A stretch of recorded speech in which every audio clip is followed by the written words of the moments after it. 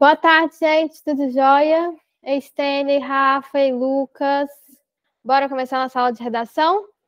Bora lá. Olha o que a gente vai ver hoje. Eu deixei para vocês umas questões abertas da aula de revisão de semana passada, né? Então, espero que vocês tenham feito aí os exercícios e a gente vai corrigir esses exercícios. Vamos continuar a nossa oficina sociocultural, hoje com o tema de mídia, que inclusive vai ser o tema que a gente vai estudar na análise temática no final. E a gente vai ver aqui um probleminha gramatical que muita gente tem, muita dúvida, né? Tipo, nossa, o que eu faço com a vírgula quando eu uso ora isso, ora aquilo? Será que tem vírgula no meio? Tanto isso quanto aquilo, será que tem vírgula no meio? Que é o que eu chamo aqui de expressões duplicadas, né? Ou que tem o seu parzinho, tanto quanto, assim como, por aí vai. Vamos lá, então, começando aqui com os exercícios de revisão que ficaram aí para vocês fazerem, questões abertas. O exercício 4 falava aqui de um trechinho do tema de tabagismo, foi um tema que a gente estudou há um tempinho atrás, em que o participante, o Frank Stephenson, né, ele deixou aqui algumas informações do seu desenvolvimento sem fundamentação, sem comprovação. E aí, a questão pedia para vocês trazerem uma fonte de legitimação, um embasamento para as informações que foram trazidas aqui no texto. E aí, quais são essas informações? O desenvolvimento 2 está falando sobre o vício, ou melhor, sobre os resultados do vício em fumar. Resultados especificamente ao aumento do número de pessoas que desenvolvem doenças. O Frank Stephenson colocou lá que o tabaco gera aproximadamente 2.000 componentes químicos. E aí, gente, além disso, foi dito que a população fumante muitas vezes desconhece ou ignora os efeitos dessas substâncias tóxicas e acaba aí desenvolvendo câncer, efizema, por aí. Ok, então nós temos que comprovar que realmente esses 2.000 componentes químicos fazem parte. E além disso, que há essas consequências, essas doenças aqui, câncer de pulmão, efizema, diversas complicações. Conseguiram pensar em referências para a gente fundamentar essas informações? Às vezes um argumento de autoridade, alguém conhece um argumento de autoridade em saúde que a gente pode falar aqui, ó, que de acordo com esse fulano, é possível confirmar, ó, Stênio falou aí, o pai da saúde, né, o Dr. Drauzio Varella, possível falar que de acordo com fulano, realmente há esse tanto de substância, realmente essas doenças são desenvolvidas. Às vezes você conhece aí outro exemplo, outra notícia. Ah, Belão, posso botar aqui segundo o G1? Tudo bem, gente, a gente só não pode deixar sem embasamento, ok? Então, lá na hora do sufoco, você não sabe como que você vai comprovar as informações que você trouxe no seu texto, você vai dar um jeito sim, você vai trazer aí uma fonte do texto motivador, você vai trazer aí um repertório mais geral, igual o Dr. Drauzio, que é pau para toda obra de saúde. Você vai trazer aqui de acordo com o G1 que seja, mas você não vai deixar sem estratégia argumentativa, sem exemplo, sem dados, sem argumento de autoridade, sem notícia, sem, sei lá, documentário. Você não pode deixar sem essa fundamentação. Senão vai acontecer aqui, ó, igual a correção marcou nesse texto, sem embasamento.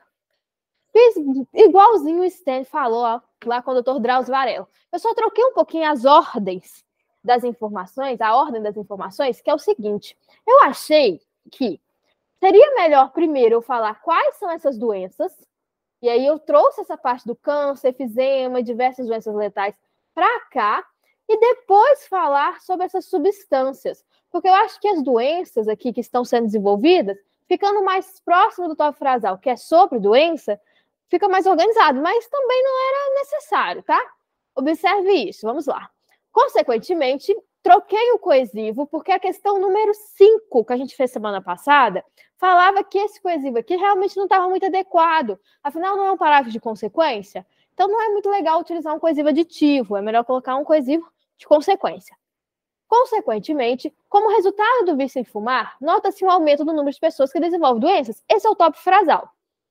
Isso ocorre, pois, aí olha o que eu fiz. De acordo com o Dr. Drauzio Varella, igual o Stênio sugeriu, que é o nosso embasamento, a população fumante muitas vezes desconhece ou ignora os efeitos das substâncias tóxicas presentes no cigarro e desenvolvem câncer de pulmão, efizema tubular e diversas outras doenças letais. Então, coloquei essa parte aqui. Nesse sentido, a combustão de tabaco gera, segundo a medicina, coloquei aqui segundo a medicina. Também é possível fazer, inclusive conta como repertório. Ah, Belona, é muito vago? Não. Não. Para níveis de repertório, de embasamento, tá tranquilo. aproximadamente 2.000 componentes químicos, como hipercarbonetos, substâncias poluentes e cancerígenos. Dessa forma, percebe-se o risco à saúde causado pelo tabagismo. Ainda botei uma conclusãozinha, porque não sei se vocês separaram, mas aqui, ó, acabava e não tinha conclusão no parágrafo, né? Então, tinha aqui tópico frasal, tinha aqui o desenvolvimento do tópico frasal, que seria uma problematização, faltava embasamento, mas também faltava a conclusão. Então, botei uma conclusão, gente, que uma linhazinha já resolve. Dessa forma, percebe-se o risco à saúde causado pelo tabagismo. Tranquilo? Eu mudei alguma coisa de competência 1 que estava errado também, mas aqui no slide, o rosa e o roxo ficaram muito próximo à cor. Era aqui, ó, aproximadamente, estava escrito errado. Cadê? Aproximadamente, tá vendo? E também substâncias poluentes, em substâncias poluentes. Tá vendo que esse S estava errado? Também mudei, coloquei, corrigindo aí, substâncias poluentes. Belão, essa conclusão é obrigatória? Às vezes esqueço de colocar. Stênio, não é obrigatória. Na verdade, quando a gente vai lá na página 30 da carteira do participante de 2021 que eu uso? 2020, na verdade eu uso 2020. Por que eu uso 2020? É tudo igual, tá, gente? É só porque 2020 a imagem ficou maior. Aí eu gosto dela porque ela é grandona. A de 2022, que foi a última, tem uma letra desse tamanho. Parece que a gente que a gente é uma formiguinha para ler aquela letra. A de 2021 não foi divulgada. Na verdade, não teve de 2021. Então, a mais recente, tirando a do ano passado, que tem uma letra desse tamanhozinho, é de 2020. Mas lá na página 30 da cartilha de participante de 2020, é dito que a gente precisa concluir o nosso texto. E de maneira bem geral é falado isso. Então, eu acho que não chega a ser obrigatório. Você não vai perder ponto só por isso. Mas eu acho que fica mais organizado, sabe, Stênio? E eu acho que não custa nada a gente colocar uma frasinha no final que retome o tópico frasal. Então, eu recomendo. Vou falar para você, como meu aluno, para você colocar. Mas, realmente, eu não posso afirmar que ela é obrigatória, não é. Isso não fica tão claro assim para a gente. Porque simplesmente é dito que é preciso concluir. E aí eu não sei se a conclusão do texto, como uma intervenção, já basta ou tem que concluir os parágrafos de desenvolvimento também. Eu acho melhor concluir, né? Beleza, galera. Na questão 6, por que eu pulei a questão 5? Porque a questão 5 foi fechada, tá? Tô fazendo só as abertas, a aula passada a gente fez as fechadas. Na questão 5, eu pedi para vocês desenvolverem aqui como que a gente pode usar esses repertórios. Trouxe aqui que 8,8% da força do trabalho brasileiro encontra-se desempregada. Trouxe aqui Paulo Freire, trouxe aqui o Atlas da Violência, que mostra informações sobre a violência no Brasil. Como que a gente pode usar esse repertório? E aí, vou trazer aqui algumas sugestões. Lembrando que todos esses repertórios a gente já estudou em aula. Na aula de oficina de economia, na aula de oficina de educação, na aula de oficina de política. Outro dia até recebi uma mensagem muito fofinha no Instagram de um de vocês, agradecendo pelas suas oficinas, porque a pessoa foi fazer, acho que um tema até da escola, não sei, um vestibular, não entendi muito bem. Ela falou que foi fazer uma prova avaliativa. Uma prova avaliativa, e aí era sobre um tema específico que a gente já tinha estudado em oficina, esse eixo temático. E a pessoa usou um monte de referência que estava naquela oficina. É para usar mesmo, tá, gente? Se vocês simplesmente saírem daqui da aula e esquecerem tudo que eu falei, não vai adiantar. Tem que revisar, tem que estudar, porque vai chegar lá no Enem, imagina, lá no Enem cai um tema de economia. Olha aqui, ó. Eu já te entregando de bandeja o problema do desemprego e mostrando como que você pode desenvolvê-lo. Ah, não, Bela, o tema do Enem vai ser sobre violência contra idoso. Acho que não vai ser não, porque esse foi o tema vazado de 2009. Mas, enfim, vamos supor, violência contra idoso. Tá aqui, ó, entregando para você de bandeja os dados de violência no Brasil. E aqui tem idoso também. Então, vamos lá. Começando aqui com a questão da economia, do desemprego. A gente pode usar esse repertório para comprovar problemas do desemprego no Brasil. Situação que causa diversos outros problemas. Como? Posso falar da questão do desemprego em temas de fome, temas de dano à saúde física e mental do trabalhador, temas de destruturação familiar, tema de falta de acesso de qualidade a direitos básicos. Uma pessoa que não tem emprego, será que ela vai ter acesso à saúde de qualidade, acesso à educação de qualidade, acesso a lazer, por exemplo? Não vai, né, gente? O desemprego, a falta de acesso à renda, afeta outros eixos temáticos. Agora vamos falar de educação, Paulo Freire. Olha como a gente pode usar Paulo Freire. É possível utilizar o educador como argumento de autoridade para criticar a metodologia de ensino bancária, nome dado por Freire para a educação tida como privilégio do professor, que deve apenas depositar o conhecimento no aluno. Para Paulo Freire, a maneira mais adequada de ensinar deve ser a partir da conexão com o cotidiano dos estudantes e as experiências que eles têm. Sua filosofia baseia-se no diálogo entre professor e aluno, procurando transformar o estudante em um aprendiz ativo. Não é para você colocar esse textão lá na redação, não, tá, gente? Estou te mostrando como que você pode usar. Por exemplo, em tema de educação, eu quero falar que o ensino brasileiro não é tão atrativo aos jovens. Por que não é tão atrativo? Porque, segundo Paulo Freire, essa metodologia está baseada na educação bancária e que é um mero depósito, entre aspas, do conhecimento nos alunos, sem levar em consideração o cotidiano, sem levar em consideração as trocas de conhecimento. Então, realmente, o ensino fica muito maçante, né? Ele fica muito chato. Pô, eu não vou usar aquilo no meu dia a dia. Pô, eu não tenho possibilidade de trocar informações com o professor e construir ali junto com ele um conhecimento que vai me ser útil. Realmente, o ensino vai ser chato. Atlas da Violência. O Atlas da Violência é um portal que reúne, organiza e disponibiliza informações sobre violência no Brasil. A exemplo, segundo documentos, os negros representam 67% das vítimas de homicídio. Ainda é possível perceber que a maioria dos casos de violência contra pessoas com deficiências ocorre dentro de casa. Dessa forma, pode ser utilizado para comprovar quaisquer violências que seja trazido como problema na redação. Quero falar de pessoas LGBT, que estão sofrendo muita violência. Atlas da Violência mostra isso. Quero falar de mulheres estão sofrendo muito estupro. Atlas da Violência fala isso. Não, Belão, quero falar sobre os jovens. Os jovens estão cometendo muitos crimes. Atlas da Violência fala isso. Então, quaisquer grupos sociais que estão sofrendo violência, inclusive eu acho que aqui nem poderia ser só política, tinha que ser grupo social e política, o Atlas da Violência comprova. Deixa eu permitir a entrada aqui da nossa amiga Dani. Peraí. E permitir.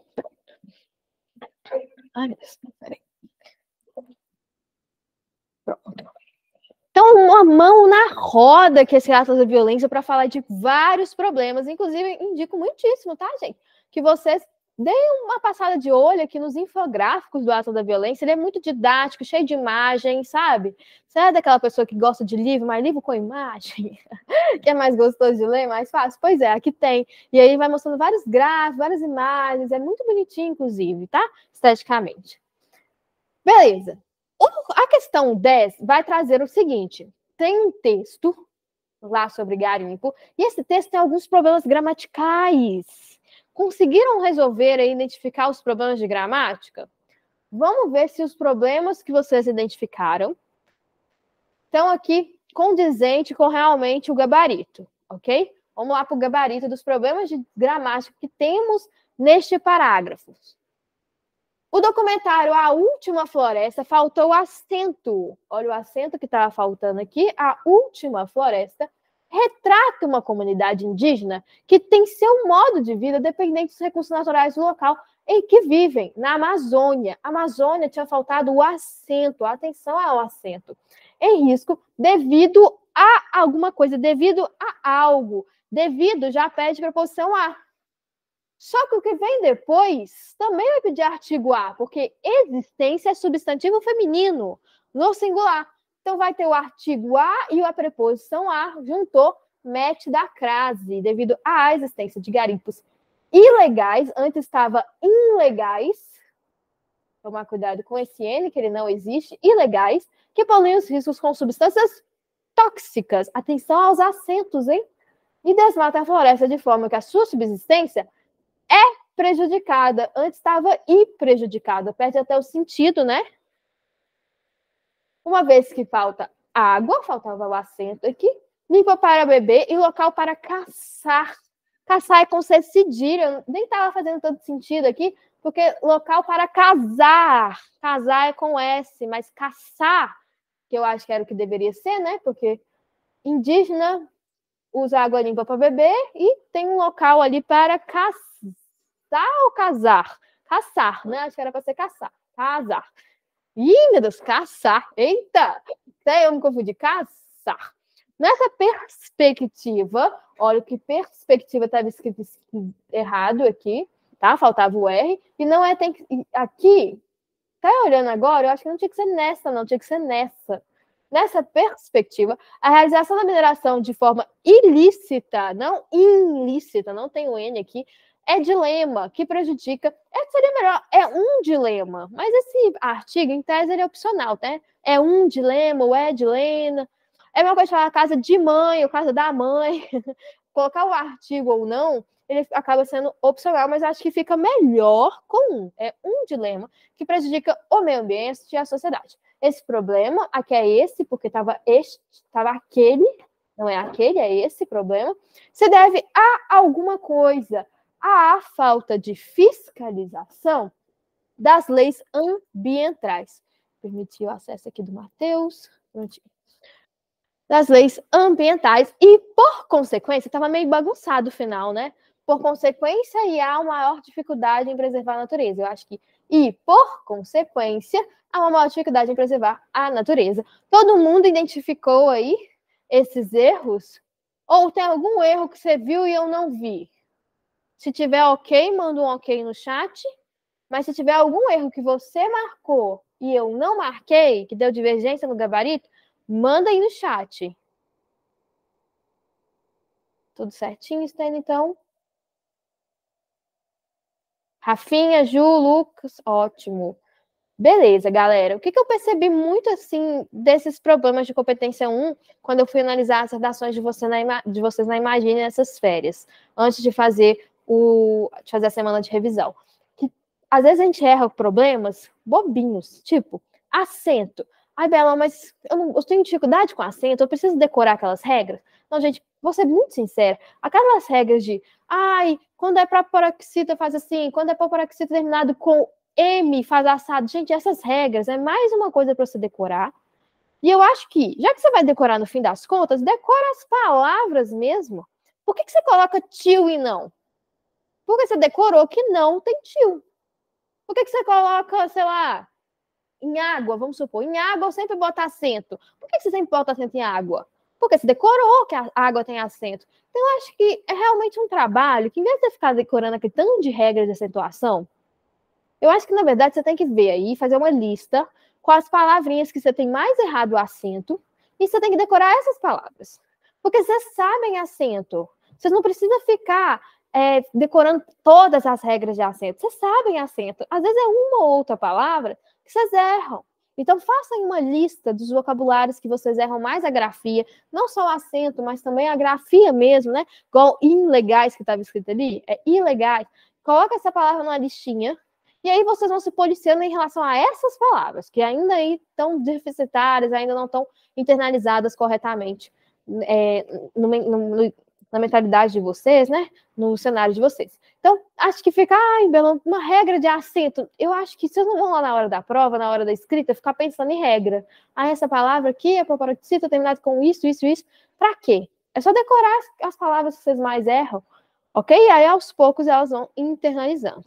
Eu acho que foi o problema que eu mais reparei, assim, que é acento e grafia no geral. Então, toma cuidado com isso.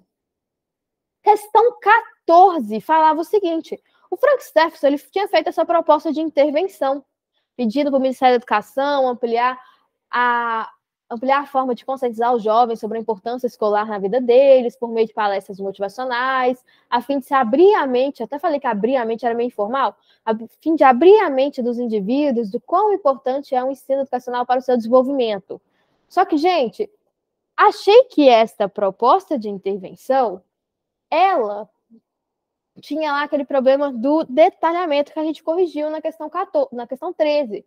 Só que mais do que isso, foi nos dito na questão 14 que essa proposta de intervenção estava adequado ao problema do desenvolvimento. No desenvolvimento, ele falou sobre a situação, sobre o fato de muitos jovens não se interessarem em relação à educação, porém, o Frank Steffenson não conseguiu comprovar isso. O que ele não conseguiu comprovar?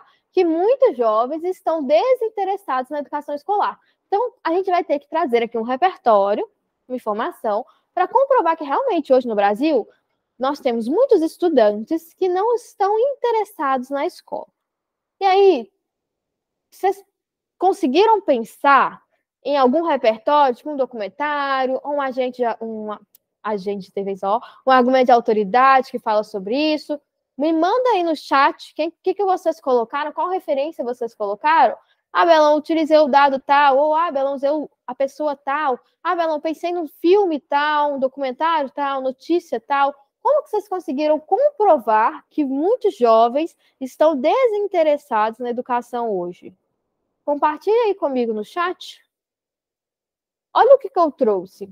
Eu trouxe aqui que o Frank Steffenson ele pode comprovar essa informação de que muitos jovens hoje não têm interesse na escola em si, por meio do documentário que eu mostrei para vocês. Eu mostrei esse documentário várias vezes, em várias aulas, que é o documentário Nunca Me Sonharam. Inclusive, eu lembro que eu passei esse documentário na revisão 1 também.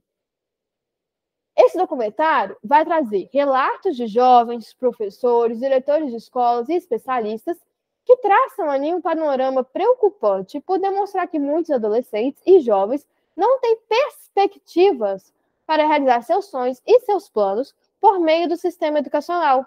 Este que, segundo o enredo, mostra-se alheio à realidade dos estudantes por não trazer conhecimentos ligados à realidade social deles. Então, o que esse documentário fala? Nesse documentário, eu já falei com vocês que muitos jovens falam assim: ah, se não fosse pela minha mãe, pelo meu pai, que ficam me obrigando a vir na escola, eu nem vinha. Acho um saco estar aqui na escola. Outros falaram assim: eu queria mesmo trabalhar, mas eu sou obrigada a estudar. Outros falavam assim: nossa, eu queria mesmo era estar traficando. Porque lá no mundo do crime, do tráfico, eu sou muito mais respeitada, eu tenho muito mais perspectiva. Aqui eu não vou conseguir, eu vou estudar, mas não vou conseguir ter um emprego bom, ganhando muito, porque eu não tenho condição de prestar um vestibular. Minhas notas são péssimas, não tenho histórico bom. Então, os jovens, muitas vezes, não vê perspectiva por meio da educação. Além disso, também nesse documentário é mostrado vários problemas da escola, como a escola muitas vezes é muito repressiva com os estudantes, não escuta eles, como as escolas muitas vezes trazem informações que os estudantes não são úteis na vida dos estudantes, como ali, por exemplo, os professores, eles têm uma relação muito violenta também, muito de silenciar os estudantes e não escutá-los. Enfim, é muito legal esse documentário para mostrar esse caos da educação brasileira. A Ju perguntou, como faço para enviar a redação? Mandei mensagem para o suporte, mas ninguém responde. Ju, manda uma mensagem aqui para o DAT, para o WhatsApp, mas onde envia a redação é na Imagine. Você já tem lá o acesso à Imagine? Stênio, segunda chamada é ótimo, dá para utilizar também a série segunda chamada. Perfeito. Na questão 16, melhor dizendo, na questão 16, nós temos aqui para vocês apresentarem um repertório sociocultural para cada eixo temático. Vamos lá. Em grupos sociais, gosto muito de um documentário que estudamos, que foi o Intolerância.doc. Nesse documentário, eu falei para vocês que essa obra, ou melhor dizendo, né, essa obra, ela consegue comprovar vários preconceitos existentes na sociedade brasileira. O racismo, a LGBTfobia, o xenofobismo, os problemas de briga de torcida organizada, a questão do capacitismo. Então, vários aqui, grupos sociais, são demonstrados como pessoas que sofrem intolerância. Esse documentário Intolerância.doc está na Netflix. É muito legal e trata-se sobre o Brasil. Então, dá para a gente falar aqui, comprovar várias intolerâncias por meio desse documentário. Entendi, Ju. Que bom que já tem um acesso ótimo. Lá na Imagine, eu imagino que tenha um botão de atividades. E lá nas atividades, você consegue ver as atividades que estão em aberto. As atividades ficam um mês em aberto. Então, a de hoje vai ficar até o dia 7 de novembro. E aí, eu acho que lá tem um botão de enviar. Eu não sei te orientar direitinho, mas eu sei que fica em atividades. Estou certo? E Stênio consegue responder para a gente. Tem, né, Stênio? Stênio, se depois você conseguir ajudar a Ju, mostrando, sei lá, primeiro clica aqui, depois assado, ou onde que tem um botãozinho. Mas, Ju, de toda forma, procura a secretaria do DET, tá? Liga para cá ou chama no WhatsApp, que eles te orientam direitinho. De nada, Flor. Em relação à cultura, falei com você sobre as Leis Rouanet, a polêmica Lei Rouanet, né? Falei para vocês que ela é a principal lei hoje de fomento à cultura, né? E aí essa lei ela vai trazer aqui a possibilidade de nós, pessoas físicas ou jurídicas, contribuírem, na hora de fazer o imposto de renda, contribuírem com projetos culturais, com companhias de teatro, com artistas independentes, autônomos, por aí vai, que estão lá na lista. Quando a gente vai fazer o imposto de renda, nós temos lá uma lista de produtores culturais que podem ser beneficiados por meio do direcionamento, por meio da doação de verbas que estamos fazendo a eles. E aí acaba que a gente tem isenção de imposto. Assim como o pai e a mãe de vocês ficam loucos atrás de nota fiscal de saúde, nota fiscal de educação para abater no imposto de renda, aqui também tem como abater o imposto de renda por meio das doações que são feitas a projetos culturais. E essa lei Rouanet, que permite isso, ela traz aqui, então, uma fonte importantíssima de patrocínio. Inclusive, ela também é chamada de mecenato, a gente se torna os mecenas, né? Os patrocinadores de grupos culturais. E essa lei é muito interessante, porque, observe, até falei com vocês, mostrei esse gráficozinho, depois vocês clicam aqui, ó, que vocês vão ser direcionados para esse site do Itaú Cultural, que mostra vários gráficos sobre investimento em cultura no Brasil. Aquele argumento de os projetos culturais não estão recebendo os investimentos adequados, o governo investe pouco em cultura, pode ser comprovado aqui por meio desse gráfico do Itaú Cultural, que nos mostra aqui, olha, anos de 2021, 2022, quase 100% do investimento em cultura aconteceu por meio da Lei Rouanet. Isso significa que aconteceu pelo mecenato, por meio das pessoas. As pessoas estão doando a vários grupos culturais um valor, e elas estão recebendo esse dinheiro só, então, por meio das pessoas privadas, pessoas físicas e jurídicas.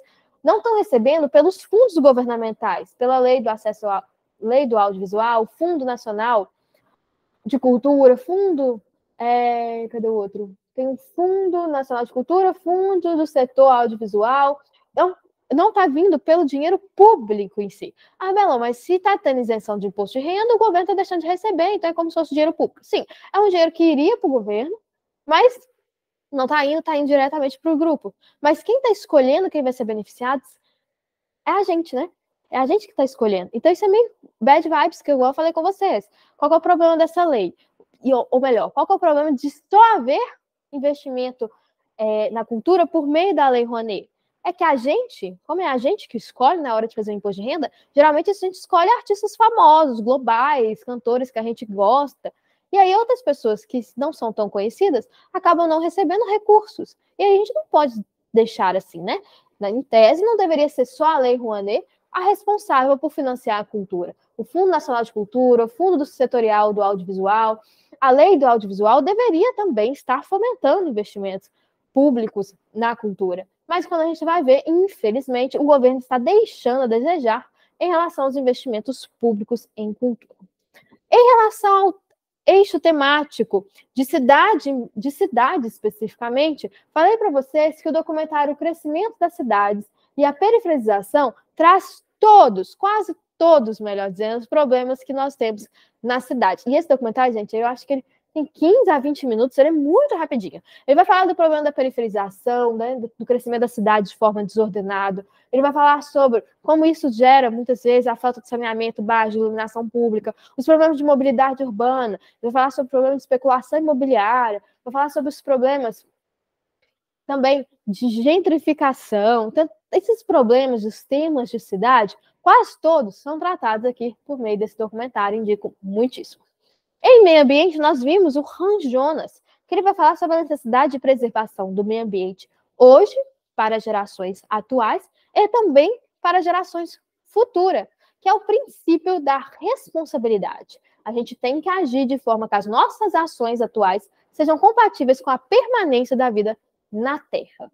Em ciência e tecnologia, falei de um problema que a gente usa muito em temas de ciência e tecnologia, que é a falta também de investimento governamental no setor.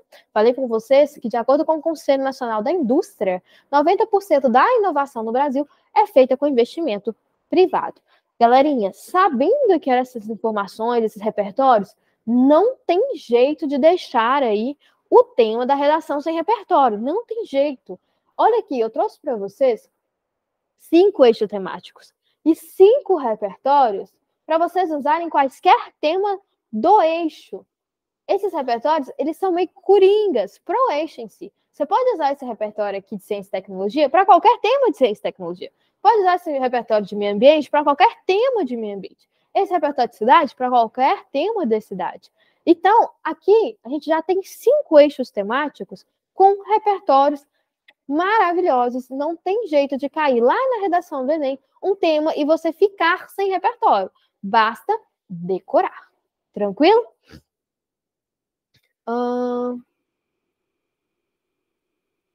Ótimo, Stênio. Muito obrigada aí por ajudar a galera. Gente, terminamos aqui as nossas questões abertas. Eu, aqui no meio da aula, me lembrei que eu acho que faltou uma questão. Na semana passada, fechada, a última questão. Salvo engano, a questão 17. E aí, fui lembrar que agora que eu tô olhando essa questão, falei, gente, eu acho que eu deixei outra coisa para a semana que vem. Esqueci de botar essa questão que faltou, de eu terminar semana passada, neste slide. Porém, na semana que vem, junto com os exercícios agora de gramática, eu passo por essa questão. Eu acho que é a questão 17 que ficou faltando, tá? Questão 17, essa aqui era 16? Ficou faltando a questão 17. Mas o gabarito você já tem também em mãos, tá? No próprio slide, então vocês conseguem conferir, mas eu só vou comentar ela na semana que vem. Agora que eu lembrei disso. Perdão, porque eu tenho diversas aulas aqui no DET, e aí a turma de vocês, eu tinha esquecido dessa particularidade que faltou essa questão. Gente, vamos lá para a questão da mídia, que é o nosso eixo temático que a gente vai estudar aqui nesta semana e fazer o tema aí da redação. Inclusive, o tema de redação, quero trabalhar ele muito bem com vocês, tá? Se eu ver que, por exemplo, o tempo ficou um pouquinho apertado, eu vou deixar a parte de gramática, Gramalov, para a semana que vem, sem nenhum problema, porque eu quero estudar bem com vocês esse tema de mídia. Sabe por quê? Vocês têm dificuldade com temas de mídia? Um pouco de medo? Acha que tema de mídia é difícil? Manda um sim aí no chat. Eu tenho muito essa impressão de que vocês dão uma agarradinha em temas de mídia, tem receio de falar alguma coisa e censurar a mídia, por exemplo. Acham que a mídia geralmente tem temas mais delicados, que você precisa tomar cuidado, sabe?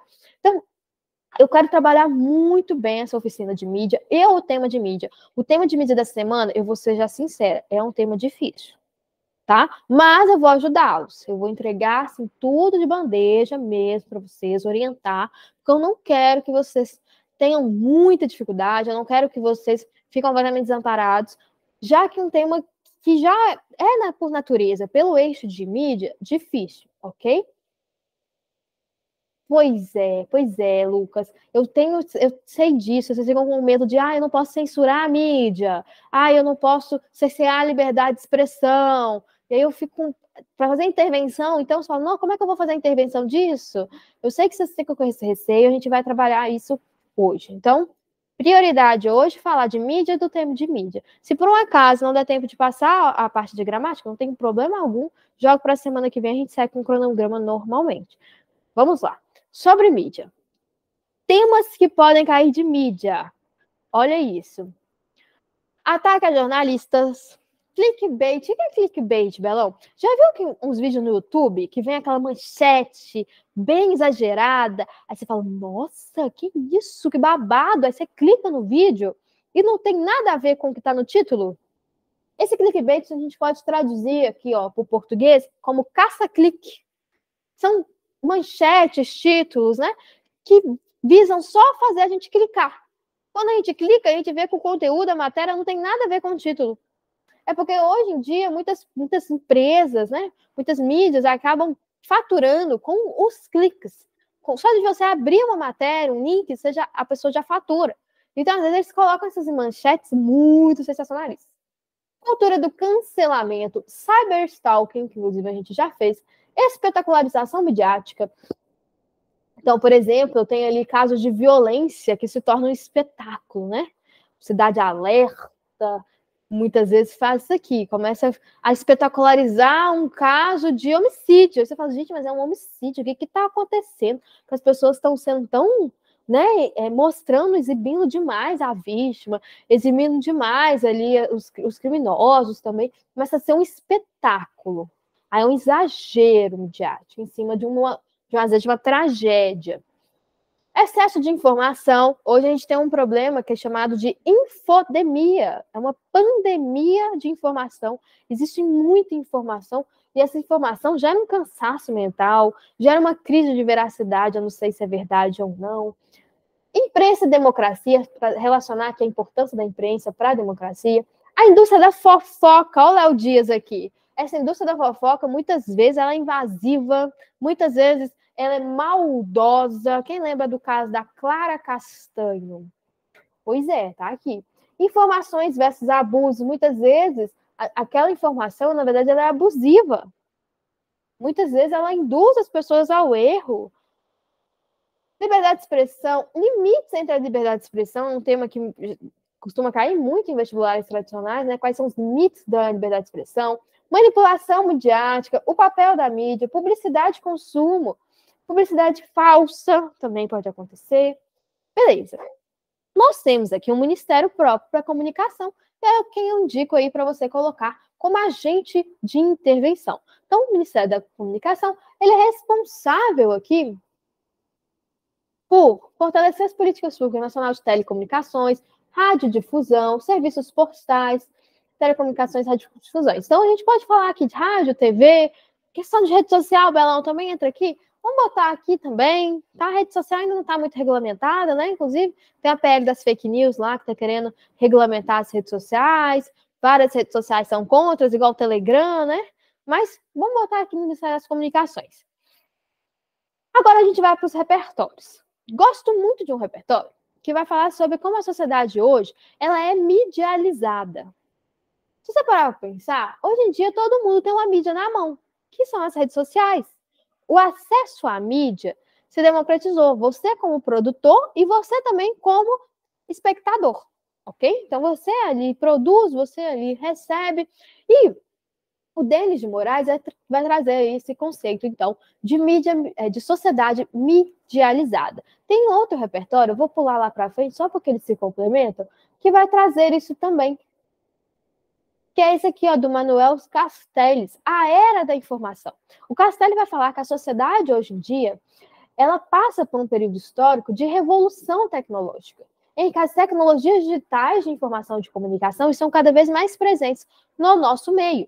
Isso vai trazer aqui uma nova estrutura social, vai trazer aqui problemas novos que a gente vai ter que lidar por conta dessa era da informação, vai mostrar que o desenvolvimento tecnológico passa a ser a base da produção econômica e das relações sociais. Então, querendo ou não, todas essas mídias digitais também vão nos influenciar. Beleza. Voltando.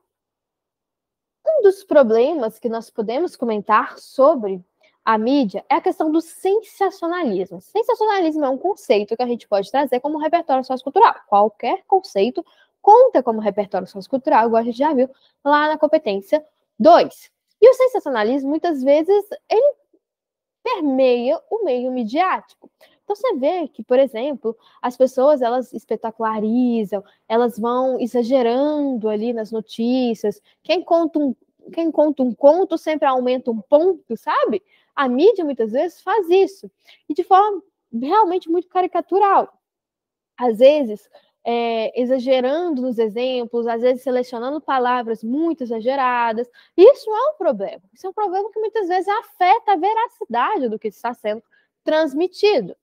Então, o sensacionalismo, como modo de produção discursiva de informação, de atualidade, processado por critérios de intensificação, exagero gráfico, temático, linguístico e semântico, contendo em si valores e elementos desproporcionais, destacados, acrescentados no contexto de representação ou reprodução da real social. Beleza.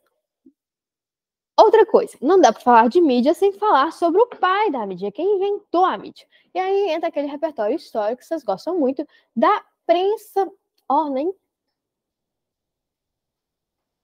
da prensa de Gutenberg, que foi ali quem desenvolveu a primeira imprensa, né? Ele fez aí grandes carimbos, ele fez ali vários moldes, né?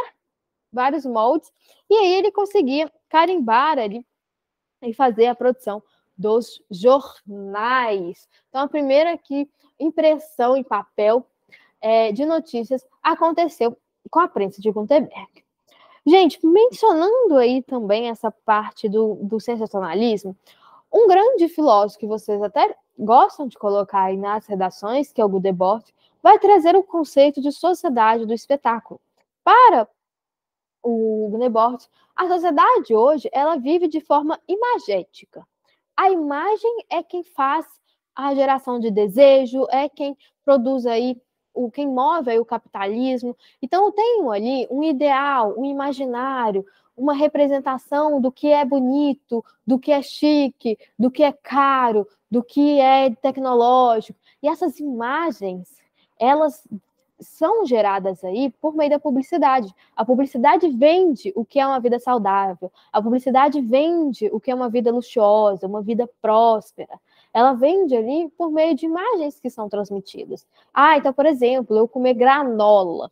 Vendeu-se a ideia de que comer granola é representação de uma pessoa saudável, por exemplo. E aí o Gudebord vai falar que hoje a publicidade, hoje a mídia, então, consequentemente, ela acaba criando essas imagens de situações, de contextos que se tornam quistos, que se tornam queridos, que se tornam ideais que as pessoas buscam. Então, nós temos aqui uma espetacularização de determinadas ideias, de determinados ideais, de determinados padrões de beleza, de determinados lifestyles, né? Modos de vida. E aí as pessoas acabam querendo comprar esses ideais, fazendo aí com que haja a compra aí de produtos.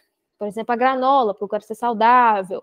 Não, vou comprar um iPhone 14, porque isso é bem visto socialmente, e por aí vai. Então, hoje em dia, a publicidade, a mídia, ela espetaculariza em função da própria sociedade capitalista, ok?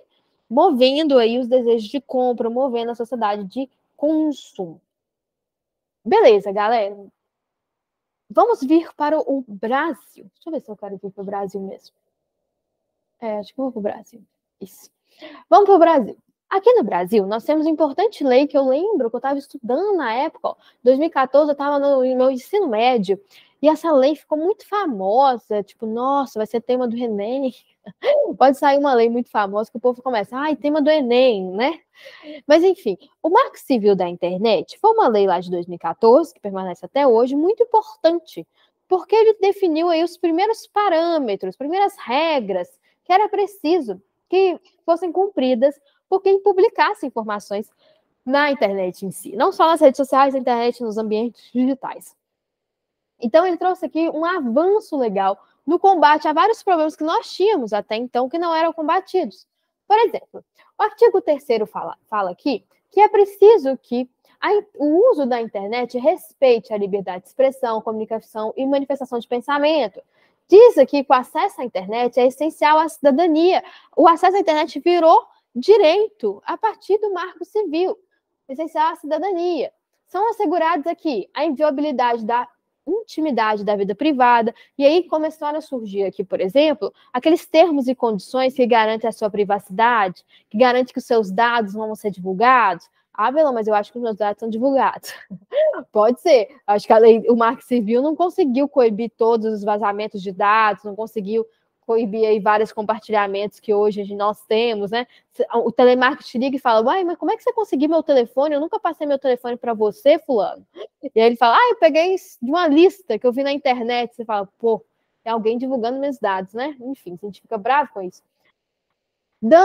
Trouxe aqui indenização pelo dano material ou moral, se por um acaso alguém te violar, se alguém ferir sua privacidade na internet. Então, foi o primeiro marco legal para garantir a internet como direito e garantir aqui que a internet, o uso da internet, não vá ferir outros direitos em si. Um dos problemas que nós temos hoje, que a gente pode discutir, é um problema do excesso de informação, como eu falei com vocês. Esse excesso de informação, a gente pode chamar de infodemia, que é um termo que já está cunhado aqui no nosso meio social. Essa infodemia trata-se de um fenômeno que nasceu a partir dos anos 2000 e que vem crescendo a partir do momento que está se popularizando cada vez mais na internet. E aí, nós recebemos, gente, todos os dias, muitas, mas muitas informações. Você entra num aplicativo tal, tem informação. Você entra no outro aplicativo, tem outra informação. Você liga a TV, tem mais informação. Você liga o rádio, tem outras informações. E aí tem uma quantidade absurda de geração de conteúdo, né? Nossa, eu sou criador de conteúdo. Hoje todo mundo é um criador de conteúdo. E nós temos, então, uma quantidade absurda de informação.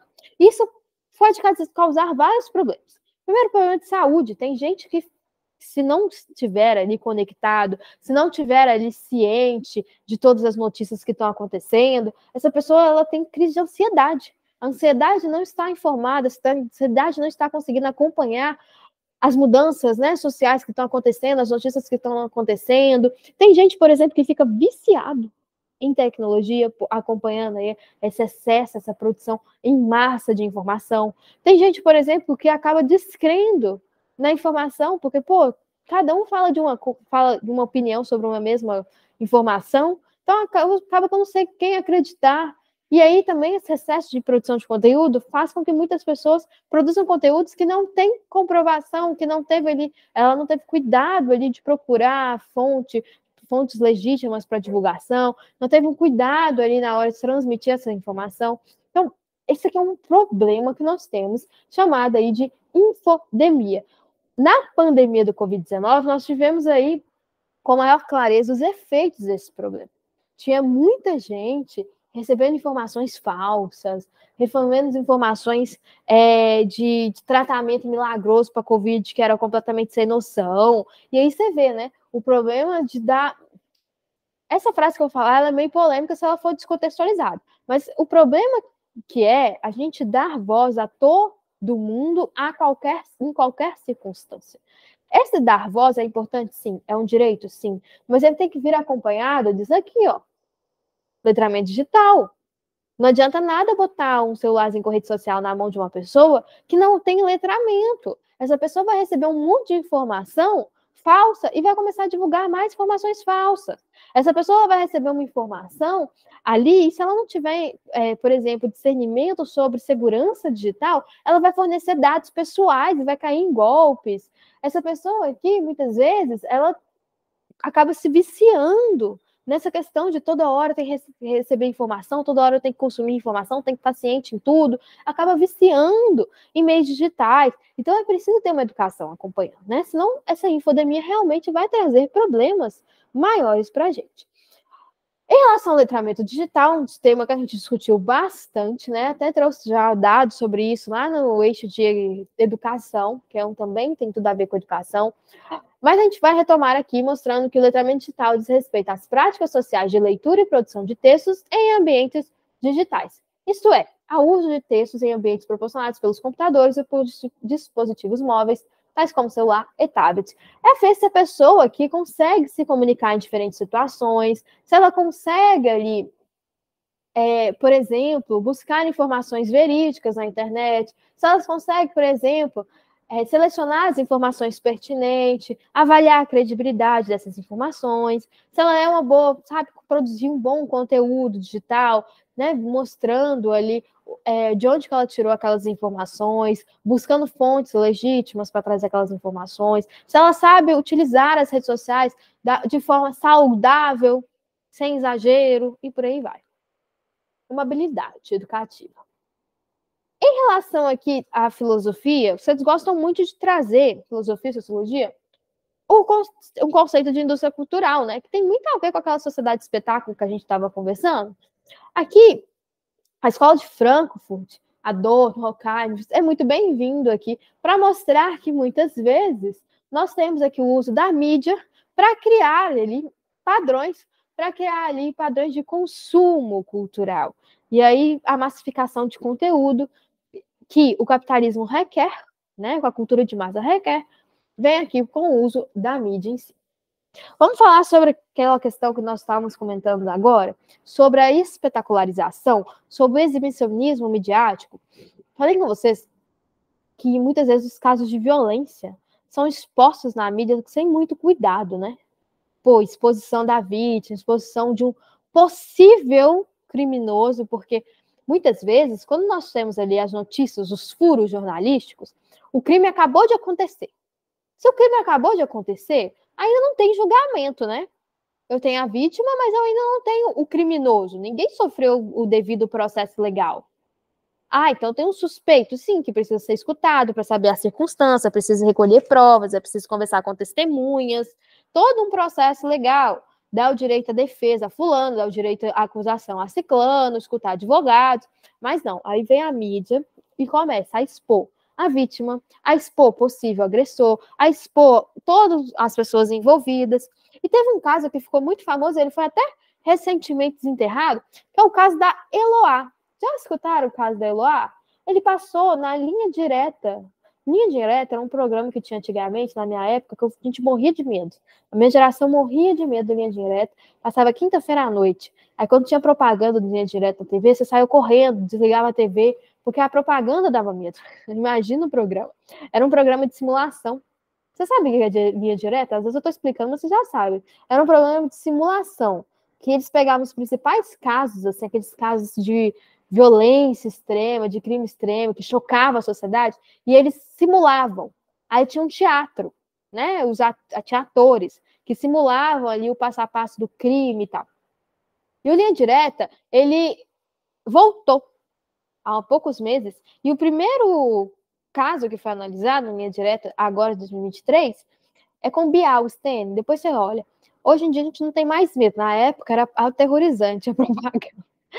Marcou uma geração. Mas o primeiro caso que foi retratado no retorno agora do Linha Direta de 2023 foi o caso da Eloá.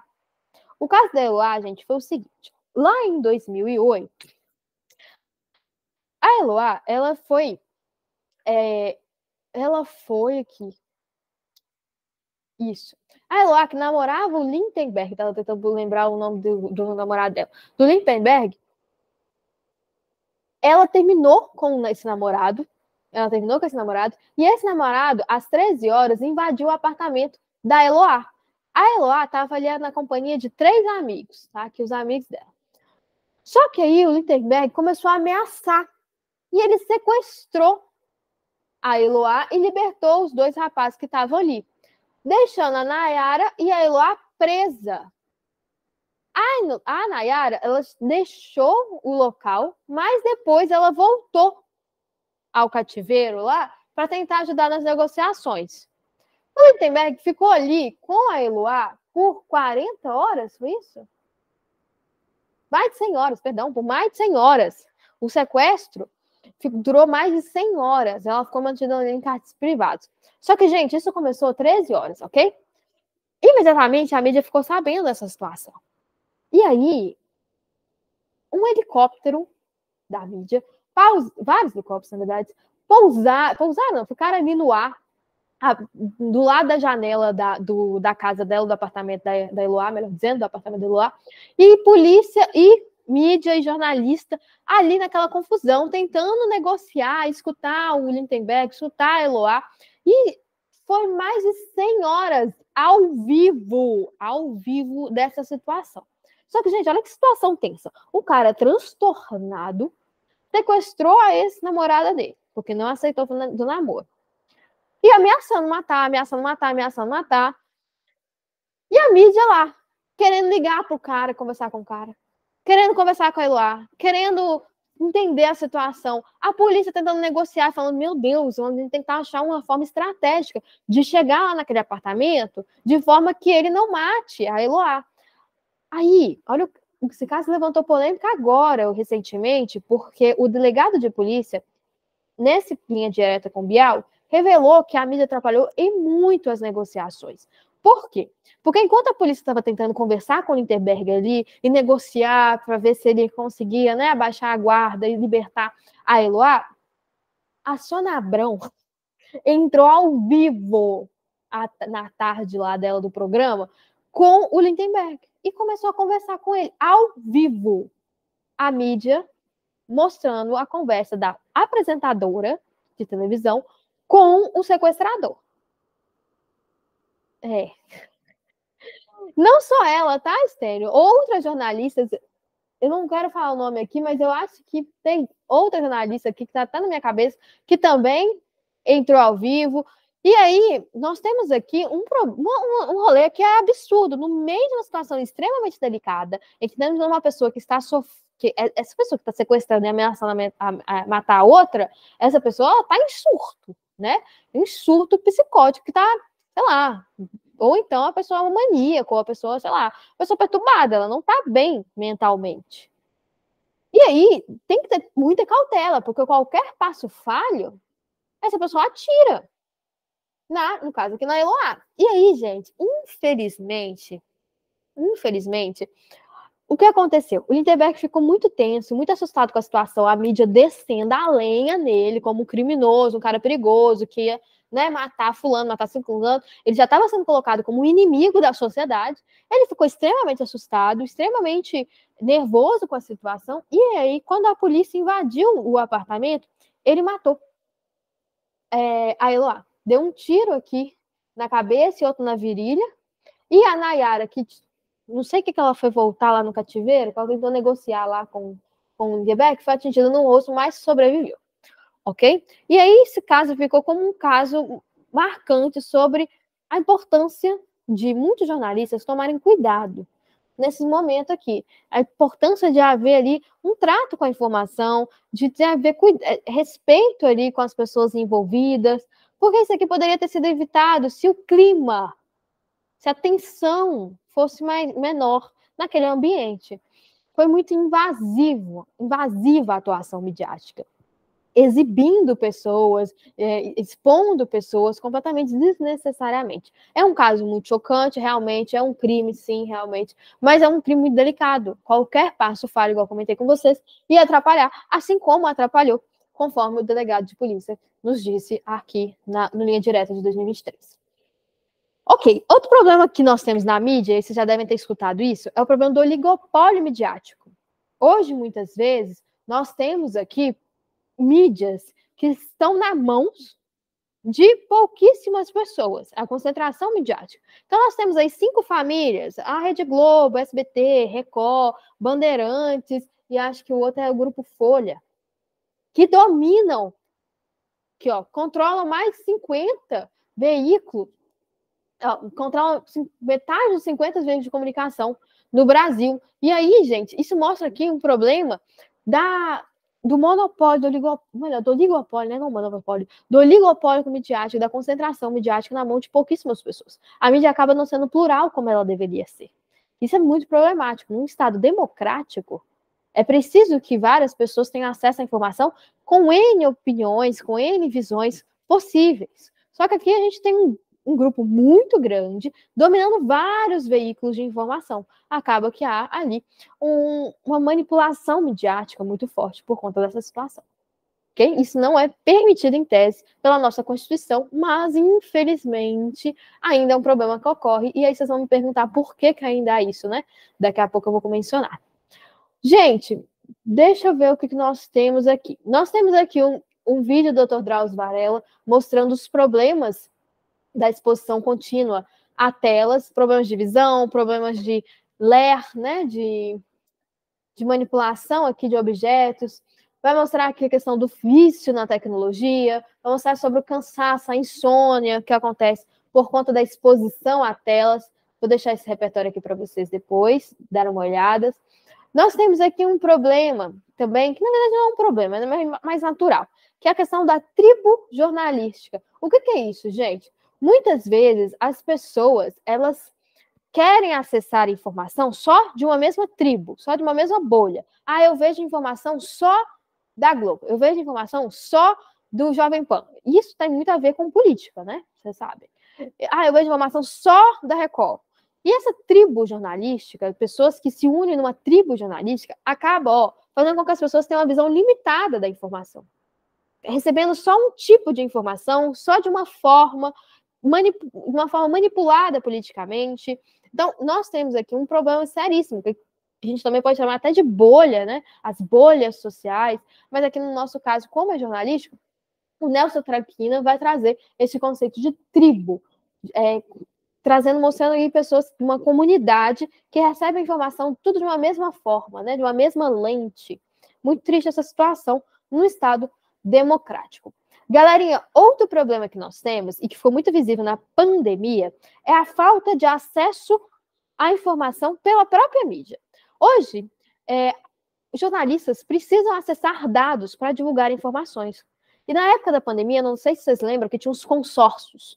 Consórcio do Grupo Globo com Folha de São Paulo, com o UOL, com isso, com tudo isso. E por que eles criaram um consórcio? Porque eles tinham dificuldade de achar registros oficiais da pandemia no Brasil. Quantas pessoas foram vacinadas? Quantas pessoas estão infectadas? Quantas pessoas morreram? E eles tiveram que se unir ali num consórcio para eles mesmos buscar essas informações, porque eles não estavam tendo acesso a essas informações que, em tese, deveriam ser divulgadas lá no portal da transparência, né?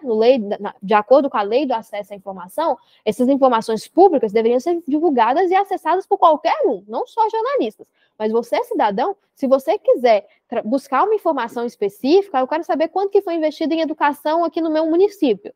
Tinha que estar lá no site, de acordo com a lei de acesso à informação. Essas informações públicas de financiamento, por exemplo, número de doença, números aí de escolas que foram criadas, tudo tem que ser público. E aí, muitas vezes, os próprios jornalistas enfrentam o problema da falta de acesso a essas informações públicas para eles gerarem notícias, para eles gerarem análises. Isso é um problema que eu vou trazer aqui para vocês.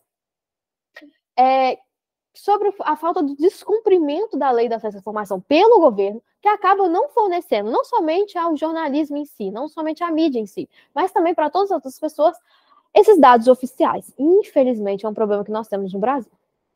Isso ocasiona algumas ideias extremistas sobre alguns temas? Total, Lucas, total. A questão ali das tribos, né? 100%.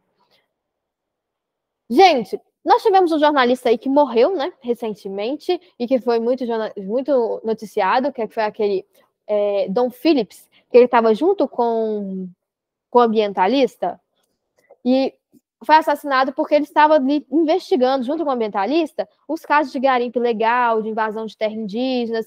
E aí vocês lembram que esses jornalistas,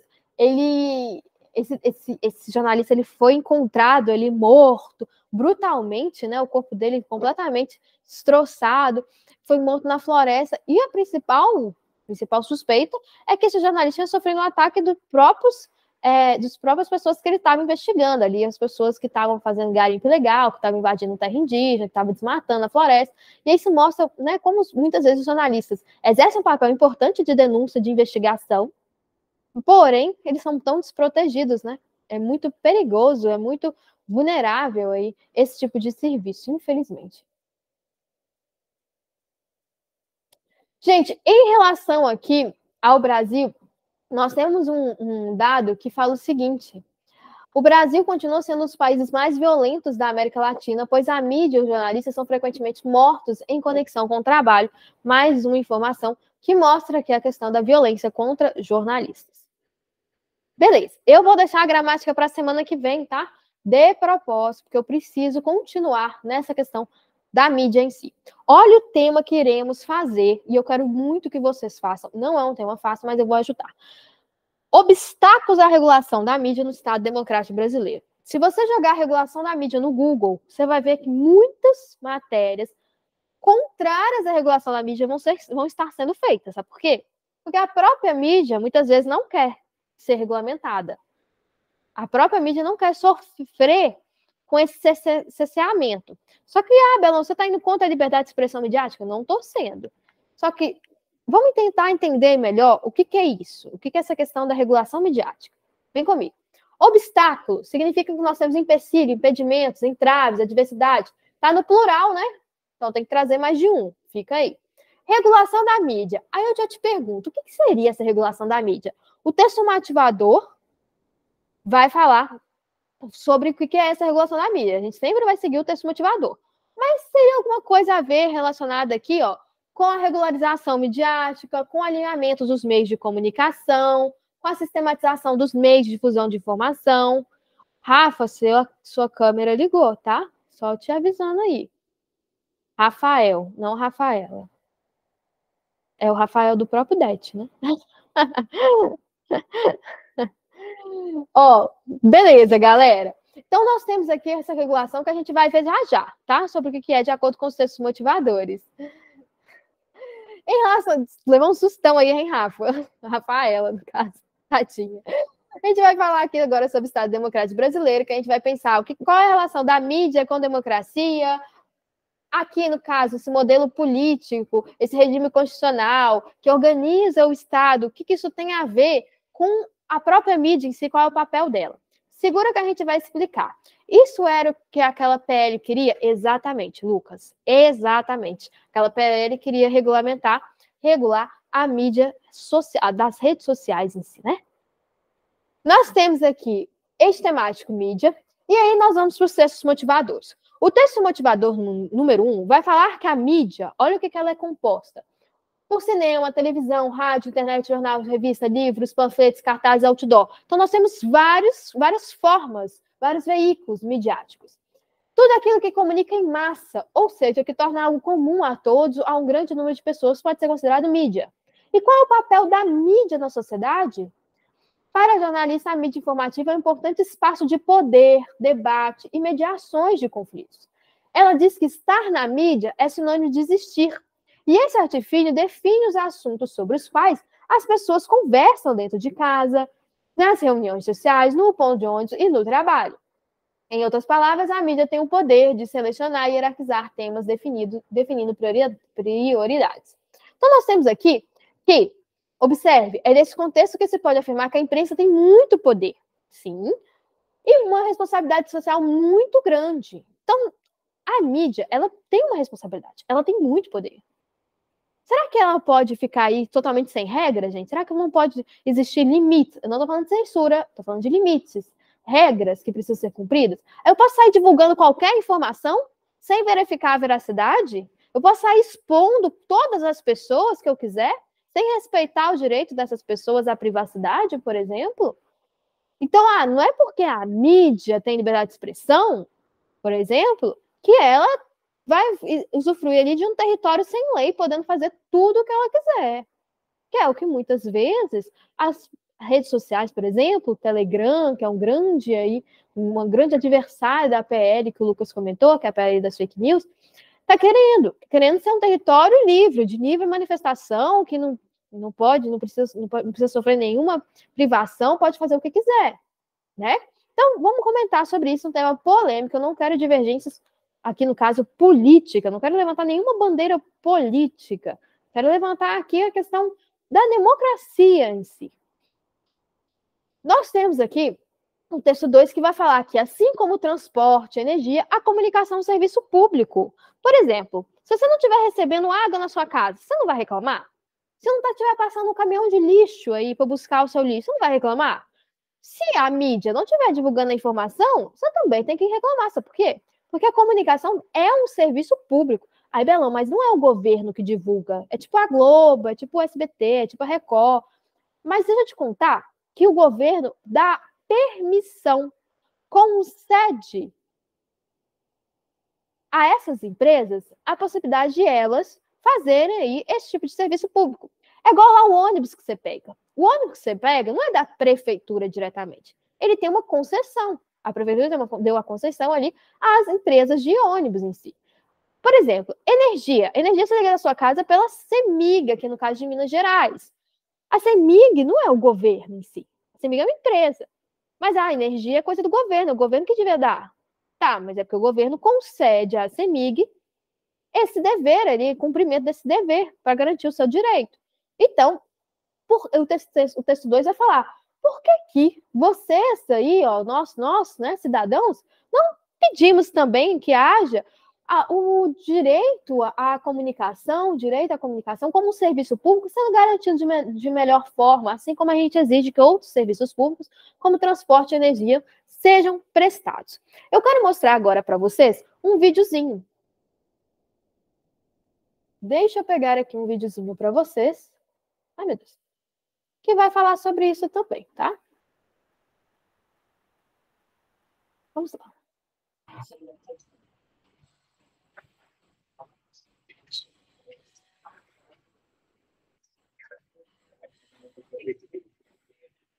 Não perde tempo.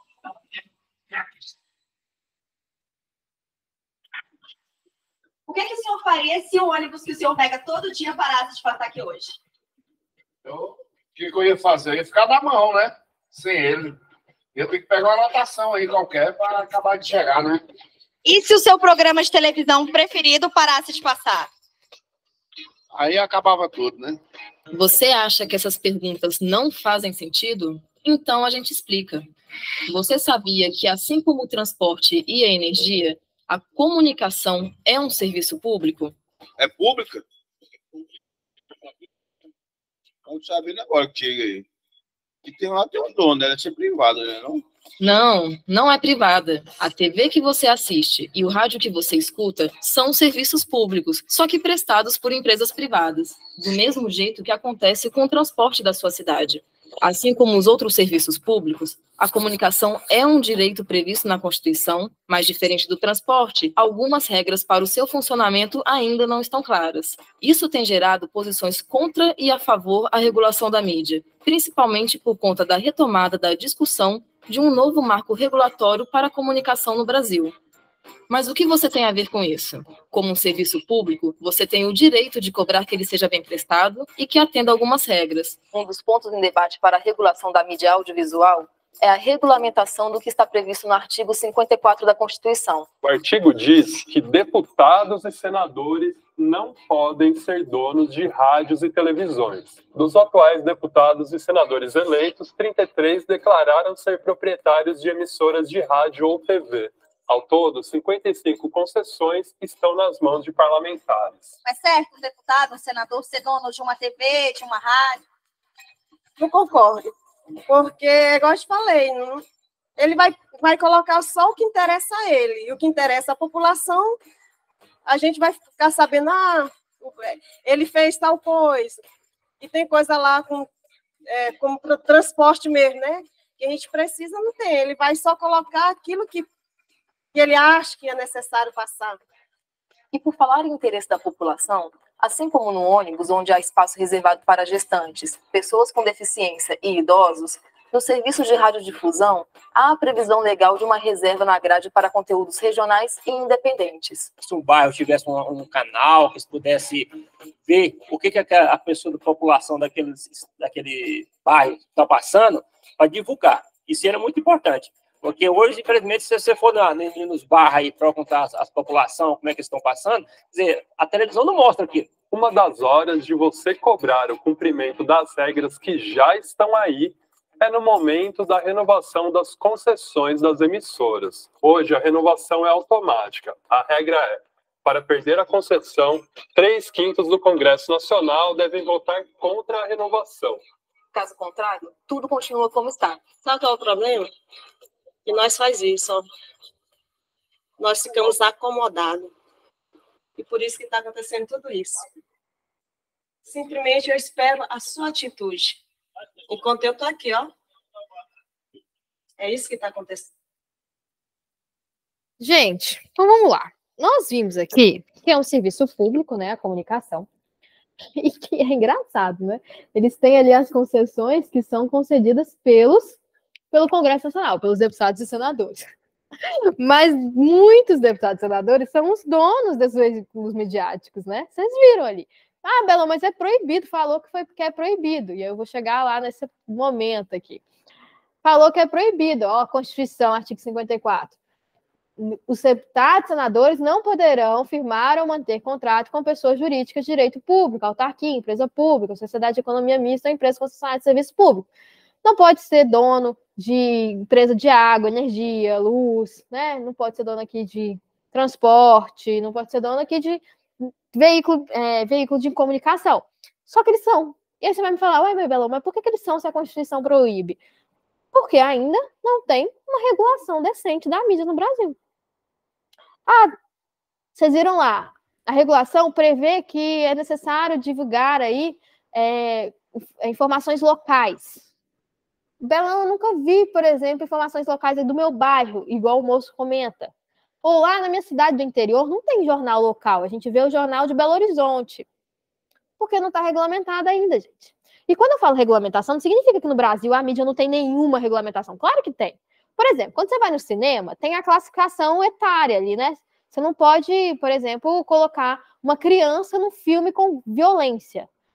É uma regulação que tivemos. A gente tem que ter ali a faixa de idade.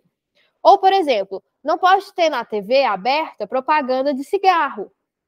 É uma regulação que tivemos, né?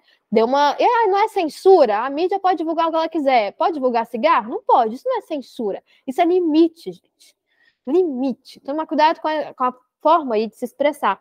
A mídia ela não pode ser ali, igual eu falei com vocês, um terreno sem lei, faz o que quiser. Não, existem limites. Eu posso divulgar informações falsas? Não posso. Em tese, né? Não posso. Mas tem alguma coisa que me proíbe, que dá pena, sanção para mim, se eu divulgar? Ainda não, porque não foi aí a PL da fake news, igual o Lucas falou. Está custando a ter tramitação no Congresso Nacional. O Telegram, pode deixar ali, polêmica do Telegram que tá em alta aí, pode deixar aí grupos extremistas, neonazistas, divulgar informações em suas redes sociais? Pode. Mas, infelizmente, ainda rola, né? Ainda está acontecendo. Por quê? Porque ainda não está regulamentado. Ainda não tem uma fiscalização conforme a lei. Ainda não tem uma punição conforme a lei. Por que está faltando o quê? A lei. A lei que vai regular, que vai regulamentar, que vai botar limites nas atuações midiáticas. Deu para entender qual que é o tema dessa semana? Obstáculos a essa lei. É essa lei que vai limitar, que vai regulamentar a atuação midiática no Brasil. Gente, isso não é censura, tá? Não é censura. Ninguém está querendo acabar com a liberdade de expressão. Mas tudo nessa vida precisa ter regra, né? Tudo nessa vida precisa ter limites. Em relação ao tema, tá? Eu vou deixar para vocês lerem aí o restante dos textos motivadores. Eles vão falar basicamente o que a gente já conversou aqui. E o tema vai trazer que você precisa desenvolver esses obstáculos que impedem uma lei que regulamenta os veículos midiáticos. Trouxe aqui alguns outros, né, repertórios culturais que vocês podem trazer a esse tema específico. Trouxe a lei da imprensa, que lá na época da ditadura militar foi criada de forma a realmente limitar a atuação da imprensa. Só que lá na época da ditadura, isso aqui feria a liberdade de expressão, isso aqui feria, por exemplo, isso aqui era uma censura de fato, porque o governo queria que a mídia divulgasse somente o que o governo queria. E é isso aqui é censura. A lei da imprensa não existe mais. Ela não existe mais, o STF declarou ela inconstitucional. Ela vai contra o nosso Estado democrático. Muitas pessoas têm medo, quando eu falo assim de regulação da mídia, têm medo do retorno da lei da imprensa. Mas a gente não está querendo esse retorno aqui. Nós não estamos querendo que haja uma coibição da liberdade de expressão, da liberdade de pensamento, que só seja passado um viés político, ideológico na televisão, nos jornais, por aí vai. Nós não queremos essa lei da imprensa, mas a gente também não pode deixar solto. Deu para entender? Beleza. Vou deixar aqui para vocês, então, como sugestão de organização argumentativa, não é obstáculos, tem que trazer mais de um problema, então, mais de um obstáculo. Desenvolvimento 1, você traz um obstáculo, desenvolvimento C2, você traz outro obstáculo. De acordo com o que a gente viu lá no reportagem que a gente acabou de ver, né, a notícia que a gente acabou de ver, que inclusive o link dela, caso vocês queiram assistir de novo, tá aqui, tá?